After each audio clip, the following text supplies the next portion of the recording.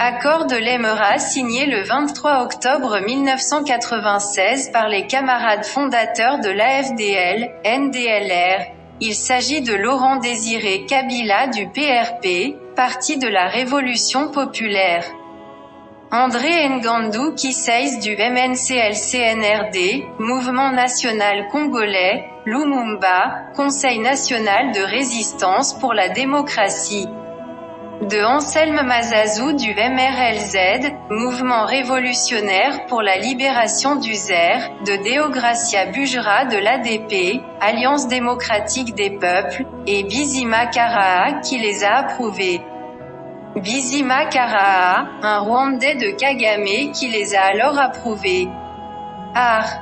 1. Il est créé, en ce jour du 23 octobre 1996 à l'hôtel L'Émirat.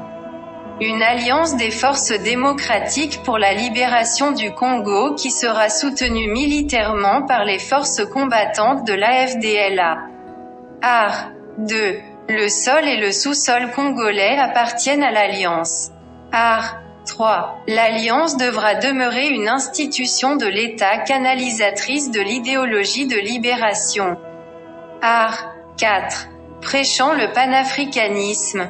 L'Alliance s'engage à céder 300 km aux frontières congolaises, à l'intérieur du pays, pour sécuriser ses voisins ougandais, rwandais et burundais contre l'insurrection rebelle. Art. 5. Dès que l'Alliance aura remporté la victoire, une rétribution spéciale sera allouée aux Alliés. Sa détermination est de la compétence de l'instance supérieure de l'Alliance. Art. 6. Tous les politiciens des années 60 en RDC et ceux ayant collaboré avec le régime de Mobutu seront mis en retraite politique. Art. 7. La nationalité congolaise sera accordée collectivement aux camarades Banyamulenge et aux autres populations d'origine rwandaise établies au pays avant la date de l'indépendance de notre pays, le 30 juin 1960. Art.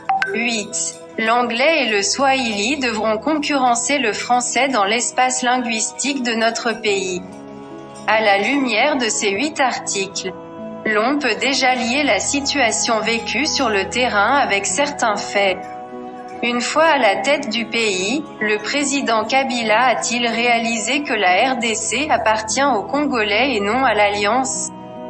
En tout cas, il n'a pas hésité à dénoncer ces accords en taxant cette fameuse alliance qui s'était si insidieusement attribué la propriété du pays de « conglomérat d'aventuriers ». L'actuelle guerre ne s'explique-t-elle pas par le fait de cette dénonciation, avec le renvoi des Rwandais, et par le fait aussi que certains membres du conglomérat d'aventuriers sont revenus à leur état naturel, celui des aventuriers ?